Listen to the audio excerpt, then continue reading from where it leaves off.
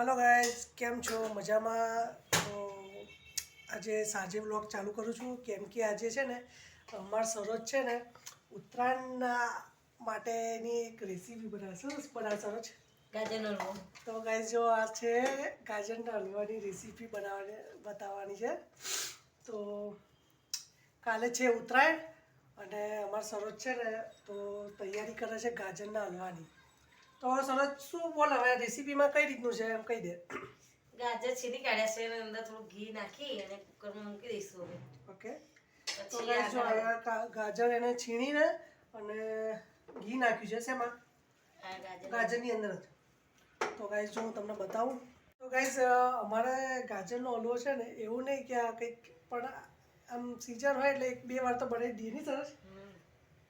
શિયાળાના ટાઈમે તો અમે લગભગ તો બનાવી જ લઈએ. જો ગાઈસ છે ને જો આ કુકરમાં ઘી લગાવવાનું સરસ. ઓકે. તો ઘી લગાવવાથી ગાજર ચોટે નહીં એમ ને? ઓકે. તો ગાજર કેટલા લીધા છે સરસ તે? 2 કિલો ગાજર. 2 કિલો. તો 2 કિલોની અંદર શું શું વસ્તુ નાખવાનું એ બધું કહે છે. માવો લાયા છે. માવો કેટલો? 100 ગ્રામ ઉપર થોડો છે, 150 ગ્રામ જેવો. અને માવો કેવો જોઈએ, એમ શેકેલો કે પછી? ઓકે. ગાજરનો હલવામાં માવો નાખીએ ને તો ટેસ્ટ સારો આવે. એવું છે એમ ને? બરાબર. તો હવે આમાં થોડું દૂધ નાખી દેવાનું. ઓકે. એટલે માવો ચડી જાય સરસ. ગાજરનો હલવો થઈ જાય. તો ગાઈસ જો હવે દૂધ નાખી દીધું સરોજે.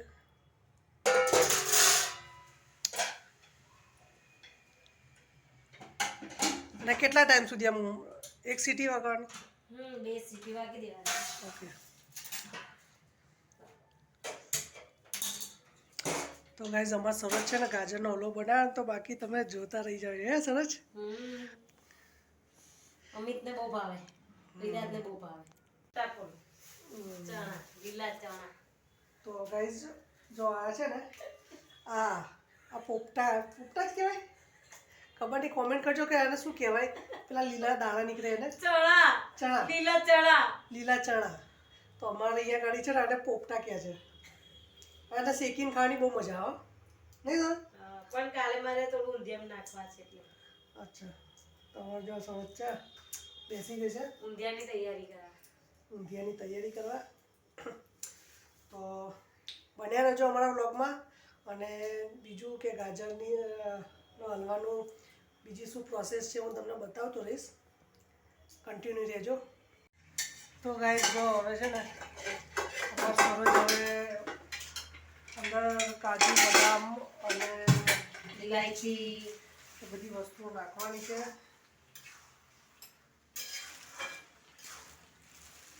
તો જો સરોજ બનાવશે અને હું કાજુ કરજો. હા.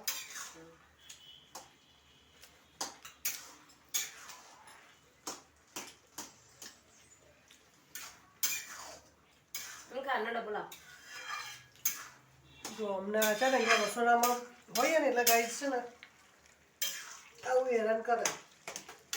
ખાવું હોય તો હેરાન થવું પડે.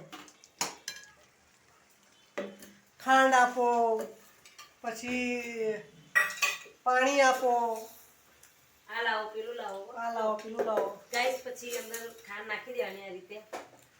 જો તમારે જે સ્વાદ અનુસાર ખાંડ નાખવાની નહીં. તમારે જેવું ગરીબ જેટલું ભાવે હું તો આશરે જ નાખી દઉં. જો અમારે સરોજે તો ખાંડ નાખી છે પણ પરફેક્ટ જ હોય અને અંદાજો પરફેક્ટ જ હોય નહીં સરોજ? તો જો આવી રીતે મિક્સ કરી દેવાની ખાંડ.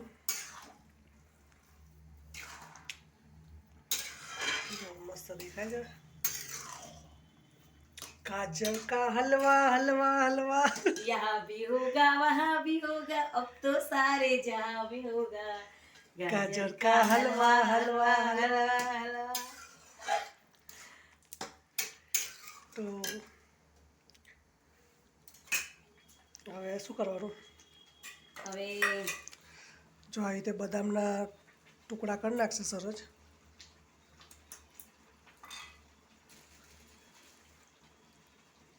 મારા વિરાજની ફેવરેટ વસ્તુ છે. એમાં વિરાટ તો જોશે ને એટલે એને તો બે ડીશ તો આ વખતે જ આપણે એટલું મોડું થયું ને તમે આટલી વખતમાં તો 2-3 વખત તો 3-4 વખત ગાજરનો હલવો બની ગયો હોય ને.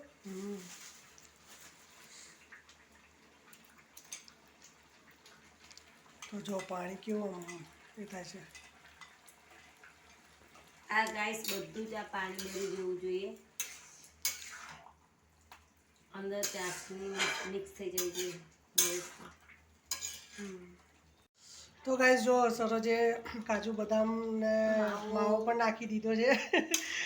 માવાડી રહી ગઈ છે એડ કરવાનું, નહીં સરોજ વિડીયો પણ જો આ માવો નાખી દીધો છે અને કાજુ બદામ પણ નાખી દીધા છે. તો જો આવી રીતે મિક્સ કરી દેવાના.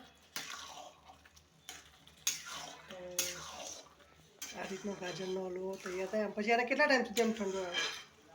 ઠંડો થઈ જાય છે, ડબ્બામાં ભરી દેવાનું. પછી ઇલાયચી નાખવાની રહેશે, પછી ઇલાયચી નાખી દેવાની.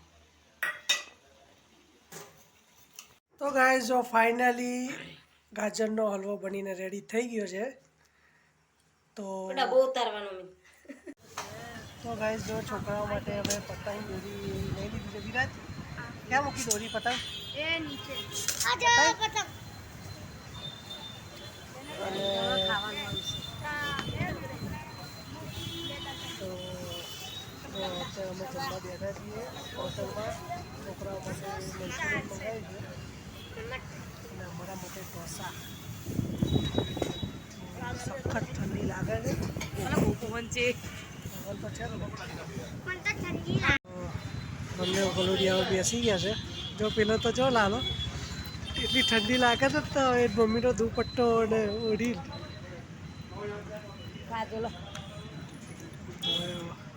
વિરાટ જઈને અમને ડ્રાય મંચુરિયન ખાવું હતું મંગાવ્યું અને અમારા માટે ઢોસા. ઢોસા અમે ખાઈશું. એમ સ્પૂન સારું ખાજો હો. અમે મંચુરિયન ખાઈશું. મસ્ત. ગાઈસ જો અમારા માટે ઢોસા આવી ગયો છે અને બેટિંગ ચાલુ થઈ ગઈ છે છોકરાઓની અને સરોજની. પણ ખરેખર બહુ મસ્ત ઢોસો છે. ઠંડીમાં ખાવાની પણ મજા આવે. શું કેવું સર? કેવું છે? શું છે? તબિયત ખુશ થઈ ગઈ ને?